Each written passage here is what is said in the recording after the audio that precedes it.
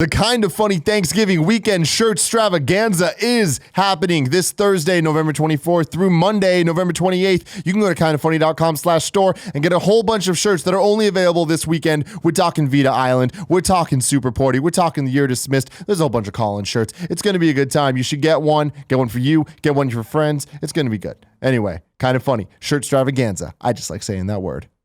This episode of the Kind of Funny Gamescast is brought to you by Movement Watches. We get it. Holiday shopping can be tough, but thanks to Movement Watches, all that gift-giving anxiety can disappear with the press of a button. The holiday shopping season's here, and with Movement, you can skip the crowds and standing in crazy lines at the mall and finally find a gift that all the people you love will love at prices that beat the department stores. These watches make the perfect purchase for just about anyone in your life. Guy, girl, don't matter.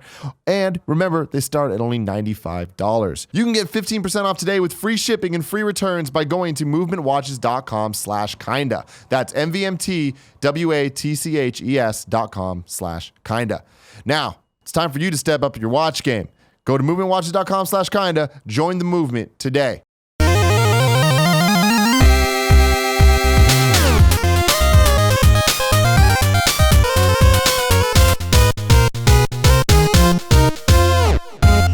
Topic 3, Super Mario Run and various Nintendo Switch rumors. There's a lot has been going on. Man, so okay, Super Mario Run, the first ever mobile game featuring the most iconic video game hero of all time, goes on sale for iPhone and iPad on December 15th in the United States. Super Mario Run can be downloaded from the App Store at no cost, and players can try elements of the game's 3 modes for free. Once the game's been downloaded, a one-time payment of $9.99 will grant unlimited access to each of the 3 modes. It's going to be on iPhone, iPad, all the iOS devices, eventually on Android. It's going to launch in 151 countries and regions on December 15th. And Super Mario Run supports English, Japanese, a whole bunch of other languages. The 3 modes, there's the main mode, there's Toad Rally, which is the competitive score attack mode with endless stages, requires tickets to play, which are unlocked by clearing stages in the main mode, and the Mushroom Kingdom mode, which lets you make your own little kingdom, which seems to give you other bonus mini games. I expect they're going to add a whole bunch of DLC and events and stuff. Sure, so on Halloween, there'll be ghost houses and all that stuff. I believe they're boo houses. What do you guys think about this? It's great that they're charging that much. I think the mobile market's largely a piece of shit. And I've said this before, and I'll say it again. I think these games undercut each other. The race to the bottom has been destructive to video games. It's seeping into other parts of the games that I actually give a fuck about. So I find great offense to that, and I think a lot of core gamers do. So to see Nintendo step in and say, like, we have a premium product and we're going to charge $10 for it, which is 10 times higher than people expect they're going to be paying for a game at the very most, I think is a very positive thing. And I'll be interested to see the statistics about how they convert, and if they're curious, and if they really care if they sell 10 million copies when they can, if they can for free, or put out 10 million copies or 50 million copies of a game that they're just circulating for free to play. If they could sell 1 million of them for at $10 pop, they'd probably be pretty thrilled. Although that's not a lot of money for Nintendo. So I'm interested to see how it does and how the response is. I saw a video of it. It looks, that's not a game I want to play, but it looks higher production value than most of what you'd see on the phone. And it's in a genre that seems familiar to people that play games on phone, and I think it's going to have crossover appeal between very casual phone-only gamers or tablet-only gamers to the core Nintendo fans and other gaming fans. So I think it's a positive thing, and I'll be interested to see what Nintendo learns from it moving forward. It's not the game I want to see Nintendo do on mobile, because what I'd like to ultimately see them do is something that they've been doing, but just make it work on mobile. I still think an Animal Crossing game makes a lot of sense on mobile. I think that a traditional Pokemon game, like, why isn't Sun and Moon on mobile? There's certain things that I understand they want to push hardware and stuff and stuff like that, and I understand that, but I want to see a more core game. I want to see what they can do, but this is a nice next step for them after Mitomo and after obviously their relationship with Niantic for Pokemon Go. I think this is the next logical step. Big IP. Yeah, the trailer itself, I didn't like at the beginning. Towards the end, when it was speeding up a bit more and there was more to do, I was like, okay, it's a game I'm going to buy. I'm interested enough. Sure, I'll take the $10 chance on it. And I don't game on my phone, so it will be that, just like Sparkade Tetris, right? And a distraction when I feel the need. Maybe I'll get into it and be addicted for a little while and then forget all about it and then be like, oh, right, that's still happening. It looked interesting. I am excited that people are excited about it. The point Colin's making about them charging for it is good. I do appreciate that. I also like that this was, the debut of being able to pre-order on your iPhone on the App Store, being able to jump in there and actually put your money down, get the game, or, not early, but get the game, ready to go, be set for it. Looks interesting, yeah. But you're the big Mario Nintendo guy. Like, what did you do? You're the bigger fan than us. Yeah, I mean, like, not only that, I think I'm also the most mobile gamer out of us as well. And to me, like, seeing this, it's like what you're saying about it not being what we want. Obviously, I agree with you. Obviously, I want the Pokemon and Fire Emblem, like, proper games on this. But I think that this is the Mario game that I want. I don't think that a traditional Mario game makes sense when you're playing with having to use buttons on a buttonless device. This is aping the Rayman Jungle Run and Fiesta Run games, which charge $3 each for those. And those are some of my games of the year like 3 years ago. Like they're fantastic because they took the idea of what 2D platformers are, but they made it work in a touch world, which is it's not an endless runner. It is a game that is constantly running and you need to jump and time things to get through it.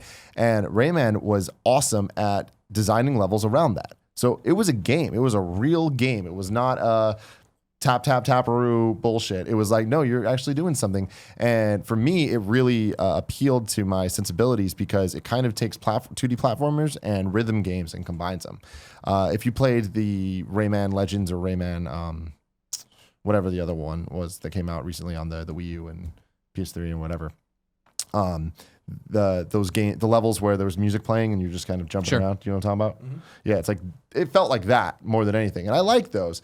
But imagine that with more gameplay elements to provide a real challenge that's more than just trial and error, and it's a level of understanding of a rhythm as you're playing through and doing all this stuff. And there was a very large amount of levels. There's obviously in mobile game fashion, there's the 3-star system where it's like you can get through it better and it incentivizes you to want to play through more. And this seems like Nintendo's answer to that. And that sounds like something that I'm all over. And for $10, sure.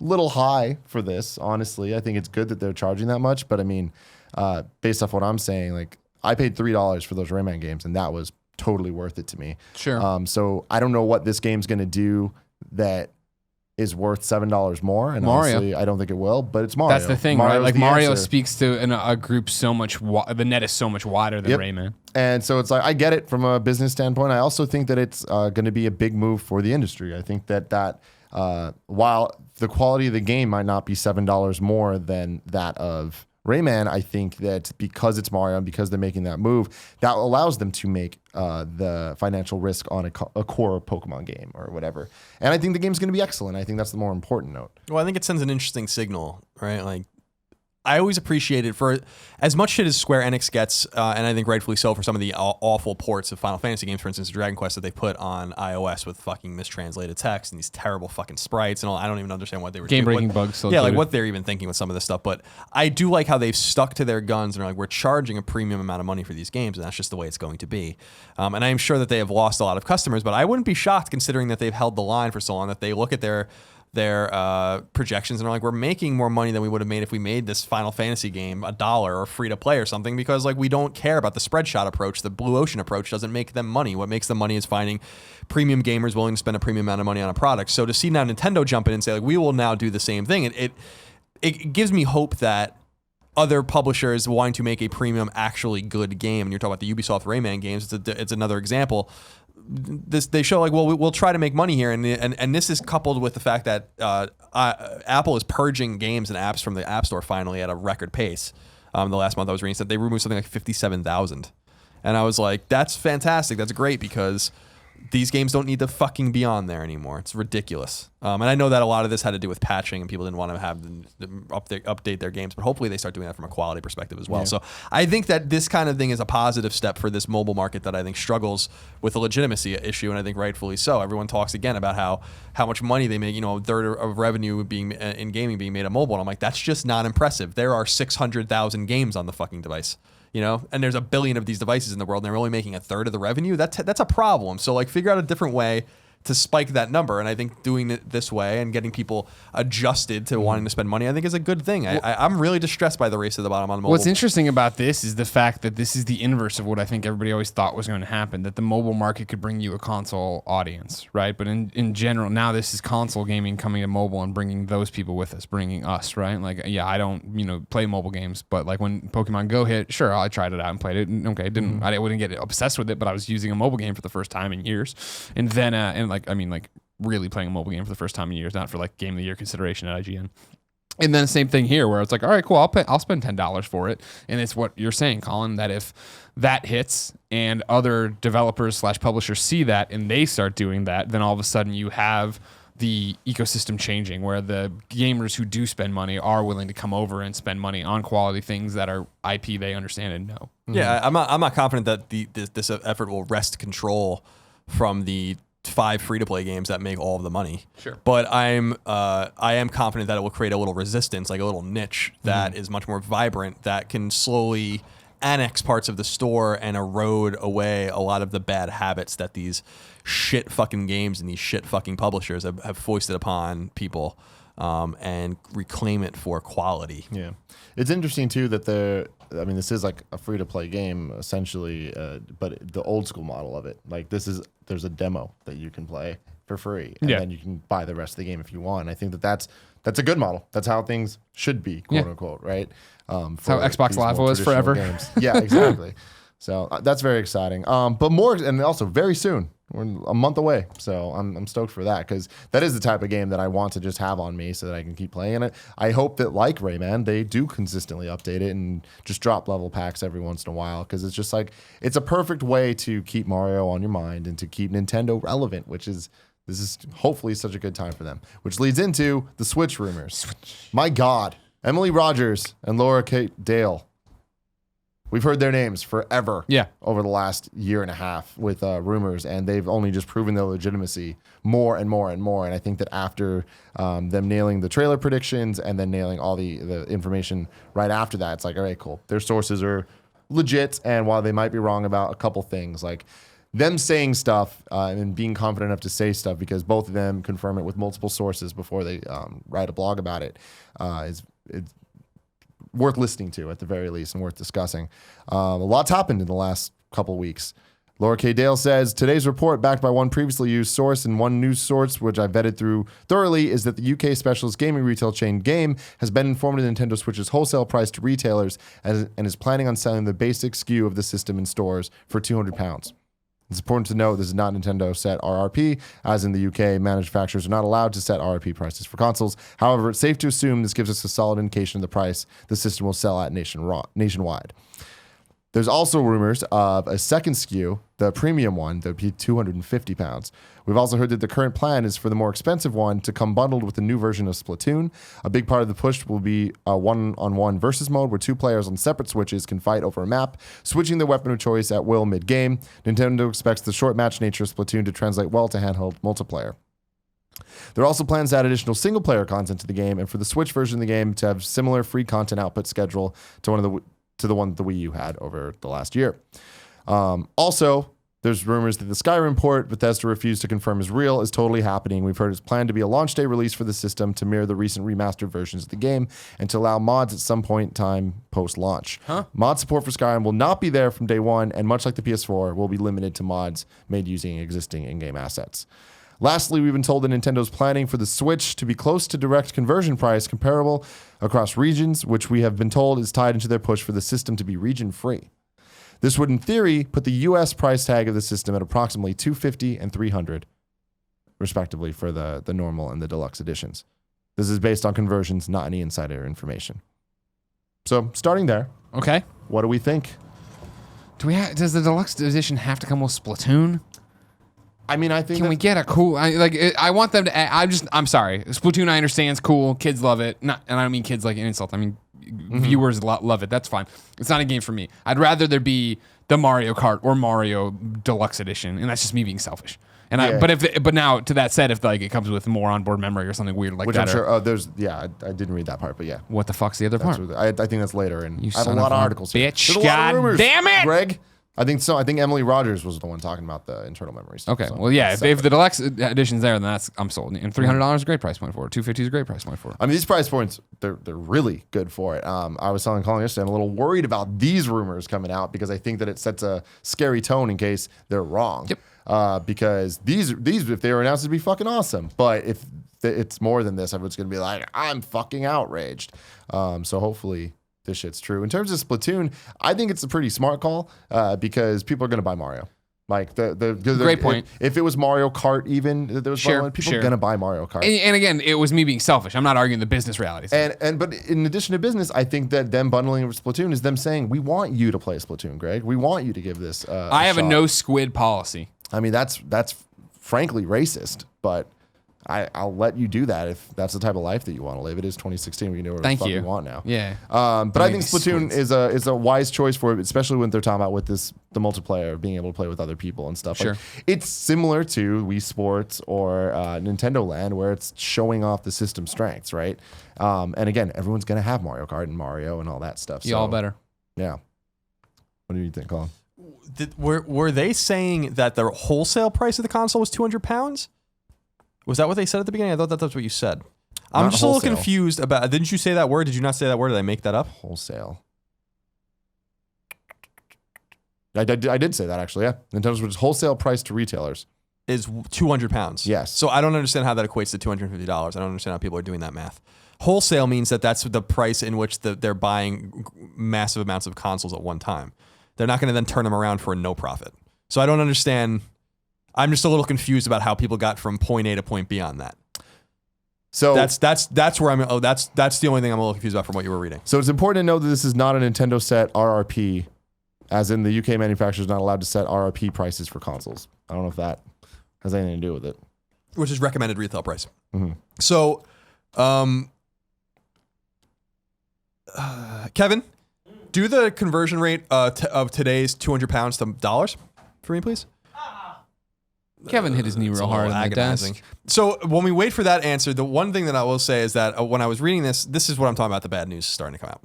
Like, your big bundle is Splatoon, and I'm not denigrating the game. People love it. My brother fucking raves about that game. But your bundled in game is a Wii U game, and then Well, it's not a Wii game. It's a new version of Splatoon. I mean, I don't know about that. You know, like I understand that that's what they're saying, and there's some additive things to it, but it's not Splatoon 2. No. You know, and so $1.24. So we're all right. So at $200 right now, it's $1.24 per dollar or per pound in US dollars. So 200 pounds would equate to $248.86. So the suggestion is that the gaming retailers are going to sell the console, assuming the pound and the dollar stay at this level of parity, for $1.50 profits. Don't know about that. I think people need to temper their expectations. I think the console will cost $300, and maybe it's $300 and $350. I mean, these guys have to make what the Wii U was. Right, exactly. And these guys have to make, and I think it's a reasonable price. I don't think it was a reasonable price at all for the Wii U, but in hindsight, I was like, I didn't really have a huge problem with it, so I'm not going to pretend like I did. $300 seems like a normal price. I do agree with you. I would temper your expectations because, again, if the wholesale price is 200 pounds, they're selling the console for no profit. Who the hell would do that? I'm a little concerned about this thing seems to be lost, unless I'm misunderstanding, which is entirely possible. Sorry, we had a little malfunction there. What I was saying was that I just want people to temper their expectations that the $250 price point makes sense. Based on the information of the wholesaling price, it doesn't make any sense at all. And so you might want to keep an eye on that. The other thing I was saying is that I think it's a little weak that Splatoon is the package-in game. I don't care what they've done to it. That's a weak thing. It's a Wii U game. And the big third-party game. And it's cool to see it on there. But Skyrim, they have to do way better than this. This is like what I'm talking about now. Things getting a little scary. Because the other rumor is that Zelda's not going to be ready. Which is fine, and I believe it. You got that So story? there's a lot Let's more. get the rest, because I want a clear window. Cool. So then she also followed up with the 3D Mario information. Wahoo! This title will apparently feature a 3D open world hub from which different worlds can be selected, with multiple objectives to complete just like Mario 64 or Mario Galaxy. This may seem obvious, but we share this information to specify this will not be a Super Mario 3D World style game. The multiplayer teased in the trailer will be a co-op version of the main game, with both players able to work together toward objectives, but with a form of tether to keep the players from going too far from each other.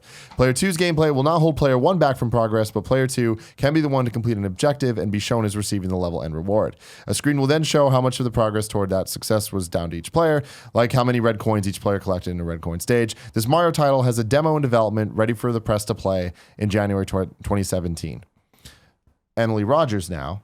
What up, Emily Rogers? I wouldn't be surprised if 3D Mario ends up being a day one launch title for Switch instead of Zelda. That's all I'll say on that. That's not to say that Zelda won't or can't be a launch window title, but 3D Mario was much further along in development than anyone thinks. This isn't speculation. I'm basing this off things I've been hearing for 3 to 4 months now. 3D Mario sounds like it's practically finished. People think 3D Mario wouldn't release until after E3 because of some comments that Miyamoto made. But that was a long time ago where he said that we'll hear more about Mario at E3, but things change. As I said before, new 3D Mario focuses more on exploration in the galaxy in 3D world. The next day. Every day they've been talking about different things and like leaking a lot of shit on their Twitters. There's also a Pokemon game coming to Switch early next year. MCV wasn't lying about that when they reported it. Allow me to backpedal a bit. I don't know if it'll be early next year, but there's definitely a Pokemon game coming. It's not Pokken. That's not to say Pokken couldn't come to Switch, but that's not the Pokemon game I'm hearing about. Then another dude, Dr. Cupcakes, who's another industry guy. Where did he get his medical degree? I'm not sure. Thank you. Confectionery University. He says, don't spoil it with the little smiley emoticon. It's really cool, implying that he knows what it is. She responds, I'm leaving it up to other journalists to talk about. I won't be saying anything more. I think most people know what it is. And then he responds again, I think that's the right thing to do in this particular case. And then someone else says, how accurate do you think they mentioned a Game Freak developing it is, though? Personally, I can't see it being a main entry. And she just responds with a smiley emoji. What does this say to me? Yeah, what does that say to you, Tim? This Pokemon? says that and again, this is where I want to temper my expectations and not get too excited. But with Nintendo understanding that it needs to come with some heavy hitters, we could be getting Pokemon Red and Blue 2. Like, this could be the thing that like is going to appeal to the most people possible. I think that a Pokemon Z, Pokemon Stars, Pokemon Eclipse, whatever, third version isn't enough. For this, but I also think that is the easy answer, and it could definitely be that, and that would be a main entry game. Pokemon Snap 2. But with the guy getting involved, Mr. Dr. Cupcakes. Exactly. Don't insult his degree. Excuse me, Dr. Cupcakes, not Mr. Dr. Cupcakes. He's implying that this is like something like this shouldn't be spoiled for people, and a Pokemon third version to Sun and Moon that's the type of stuff that can get leaked with Mario Kart port. And it's also entirely possible that they're just making it seem cooler than it is. Absolutely, which is the thing the internet does. And I feel like that's entirely possible considering Nintendo's propensity to port old games to this unit. I want to be categorical about this because I think this is a huge problem. If they don't have Mario or Zelda ready for launch, they might as well not launch that fucking thing. All these rumors point to Mario. Yeah, I know. So that's what I'm saying. Because I had said, I think I had made the prediction a long time ago that I thought Mario was going to be a launch game. So it's because and I was a little confused by what Emily was saying specifically, which is like it's further along than people think. I'm like, I think we all think this game's been in development for 5 years. Like I think that this game was clearly a Wii U game, and then they just fucking 2 years ago were like, not anymore. Now we're putting it on the new console, so I'm not surprised that it's done. It could just be sitting there. So I'm a little confused by that conjecture. There was a lot of rumors. She's basing that off of before the Switch came out. The rumors that the reason it took so long for Nintendo to talk about the Switch is that the footage for Mario wasn't ready yet. Because it wasn't at a quality level that they wanted. So I think that's mixing a lot of those things. I'm a little concerned. So I'm still bullish about the Switch. I want it. Obviously, the investors were not bullish about it, and Nintendo dropped a lot of value after it was announced. So there's one component of it. People don't seem to believe in it. That are bound to make or lose money on it, which is concerning. The other thing is that I just feel like you have to shit or get off the pot with the Zelda game. The longer that they hold the Zelda game, I think the more it's going to disappoint people. I think it's going to be a great game. I think it looks good. I played it, and I think it's cool. I couldn't invert the controls, which was fucking heinous, but I'm sure that'll be fixed in the final one. But there's a lot of Zelda here too. Do you want me to get through Oh, that? yeah, all right, okay. In early September, I heard rumblings that a localization for the game was becoming more work than anyone had anticipated. They have to localize all the game's text, NPCs, quests, etc. Then around October, I received another update that Zelda's localization was still not going as smoothly as planned. A very ambitious game, maybe even too much, claimed one particular source. That brings us to the month of November. More sources have now come forward and corroborated my information. They've told me that localization for Breath of the Wild might not be finished until the end of December. After localization is completed, the game will require between at least 4 to 6 months of testing. As I mentioned earlier, this is one of Nintendo's largest and most ambitious games ever. The amount of testing required for a huge open world game like this is enormous. Nintendo's intention is to have the game as bug-free as possible. Based on what I've heard, I have no reason to believe that Breath of the Wild will be a March title. There's a much higher chance of Breath of the Wild being a summer 2017 game. On an unrelated note, I've also heard whispers of the Switch version of Breath of the Wild running much more smoothly than the Wii U version. Furthermore, I hear the final version of the game is a bit harder than what the press and media played at E3. Actually, I hear they toned down the E3 demo's difficulty a tiny bit because they wanted journalists and press members to have fun exploring. So I just have I don't know. I'm just confused by a lot of these things. I think these people. I mean, Emily clearly has been talking about Nintendo for years, and I think she knows what she's talking about. But why would a localization require QA and testing? A lot of this just doesn't make any sense. How is that going to affect the game? If the game's localization is done in Japanese and all they're doing is replacing text, then I don't understand how that's going to require 6 months of testing. There just seems to be. I'm just a little bit confused about some of the things they're saying. Like, it makes sense to a certain degree, and then I'm like, but that doesn't actually make, what you're saying doesn't make any sense. It goes back to the wholesale thing with the pricing. I'm like, that doesn't make sense. What you guys are, like, what you're saying. We get to this point, this precipice, and then I'm like, but why? How you 200-pound wholesale, and then you're going to sell it to $250? All right. So I'm just a little bit flummoxed by some of the things that are being said, but I believe that the main through line is probably true. Mm-hmm. I just think that I think that Mario game is going to be great. I mean, we've been waiting forever for a 3D Mario game, and I think it's clear that they aborted the mission on Wii U, and I think that was wise. So to have that ready for launch, I think is a good thing, and that's where I get confused. I'm like, wouldn't it be nice, and I understand that they'd be eating a little bit of money, but like for Goodwill, like why didn't you bundle that? Like I just don't. If the game's really done and it's ready to go, and you guys are going to sell it on day one, and I know people are going to buy it, and that's going to be. But fucking, we have a tradition of getting bundled in Mario games, and wouldn't it be like going a long time back on multiple consoles? So like, why not recapture the spirit of doing that? Whether it was with NES or SNES or even Game Boy, we had an N64 had a huge Mario bundle back in the day. I like the idea of them being very pro-consumer and consumer-focused and being like, this is the game. I'm with Greg. I don't want fucking Splatoon. I think Tim makes a great point, though, of why, right? They do want that to be a franchise, and it does already have on the Wii U, which is the system that didn't set the world on fire. It does have this audience that has claimed that it's awesome, and it was up for like best multiplayer of the year and shit like that for Splatoon on Wii U. So yeah, I remember getting that, or I remember seeing that come through when we were at IGN getting ready for Kind of Funny, everything else. I forget when Splatoon even came out, but I remember previews and then actually on release and never really giving it a chance just because it's not my kind of thing. I think you did a Let's Play. I might have co-hosted with you, or I watched you play or some shit like that, and it's just, all right, this isn't for me. But I know Fran was playing it and Pear was playing it, and they're having a great time. If that comes, I mean, like, for me, we still haven't gotten to what the deluxe edition might have outside of this game. If that's a better running console, I'm buying that regardless. And then, yeah, okay, here's this game bundled in that I assure you I'll play at some point on a plane. Mm-hmm. Yeah, so the other thing that would be adding is just more system memory. Sure. Which we hope is expandable. So it's like, ideally, in a perfect world, this bundle is unnecessary because you can just buy the cheaper one, buy your own memory, and buy whatever fucking game you want. Sure. So I would be. So you're talking about expandable memory in terms of SD cards? Yeah, like DS. Yeah, I would assume that would be the case. You would hope. I mean, that would be weird. Nintendo doesn't seem to care too deeply about proprietary memory, right? Yeah. So, and I think that's smart. And they look at their competitors. Not that it's a small market sample, but look what it did to Vita. No, I know. That's what I'm saying. So I would think for me, I would think the deluxe edition would be that there is storage in there. There is 2 gigs, whatever the hell it's going to be on the regular one, and deluxe edition, yeah, is 4, 8, 9, whatever the hell's gigs. And then I also can add in. I think it's going to be more than that, but yeah. You know what I'm saying, though? Then I can still expand in more, so even I can take the biggest memory card I have, I still get however many gigabytes. Yeah, I'm going to be interested if the deluxe edition is something that I look at and think I need to get. I think it's just more out there as an option for people. I personally wish that they just went with one and just called it a fucking day. Sure. But bundles are enticing to people, and I get why they would do that. And I think that the Mario is the game that they're going to sell. The thing a long time ago, you thought that the Mario was going to be a launch title, and I disagreed with you because I thought that coming out with Zelda and Mario would be a horrible, horrible move. But that was assuming Zelda was a launch title. And reading all this stuff, like a lot of people are talking about how Zelda's getting delayed again. It's not. Like Nintendo, we were led to believe that it would be in March because what they said was Zelda Breath of the Wild will be coming out on the Wii U alongside the NX, alongside the NX version. So we just assumed, when the NX comes, it comes. But no, this is still true when it comes later, right? Which I think is a good thing. I think Zelda should come later. Mario should come first in order for the Switch to be a success. Like Mario sells, Zelda doesn't. So guess what? Let's have a Mario launch game, the Mario game that everybody wants at launch. This is good. This is great, great, great news because what they're talking about, what would be bad is if Zelda gets pushed to fall.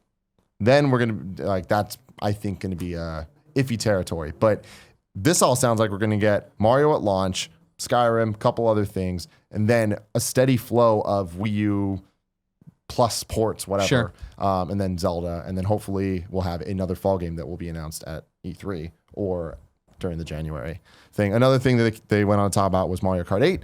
According to sources close to Nintendo, the Switch version of Mario Kart 8 will feature tons of exclusive content, including brand new tracks, new playable characters, and a new and improved battle mode. Jawbones. That's right. Nintendo's listened to everyone's criticisms about Mario Kart 8's battle mode. Mario Kart has completed development and is planned to be released within the first 3 months of Switch's launch. Fuck yes. And Mario Kart 8 already has 48 tracks. So there's going to be a lot of content there when you're looking at the game plus DLC plus new shit. And Smash Bros. Will be coming at some point after launch, but it sounds like that's going to be further along in the year. Sure. They're spacing these things Another interesting thing there with moving Zelda, but finding out about Skyrim is that you get them out of each other's way and where there won't be a direct comparison on day one, right? Because that was the thing I think so many people took away from the Breath of the Wild demo, or even when it got announced, right? Of like, oh, it's Zelda meets Skyrim or whatever. And so to put them both out there, I've been holding off on playing Skyrim on PlayStation 4. I see it on my crossbar all the time. I'm like, maybe. But then I'm like, well, no. If it's coming to Switch, that's what I want. I want that on the go. But if I had Zelda, I'd be playing Zelda over that. But if I don't have Zelda, why wouldn't I kick that around, jump out in and out of Mario, jump into that? Yeah. I mean, all these rumors to me sound great. Like, I hope that most of them are true. I hope that the pricing is right, and that if we do start getting this lineup, and more than anything, I hope that we get Pokemon Red and Blue, something in that universe, because that'd be fucking awesome. But overall, we'll see. January 12th, I think it is the Nintendo presentation. That's coming up. Right around the corner. Right around the corner.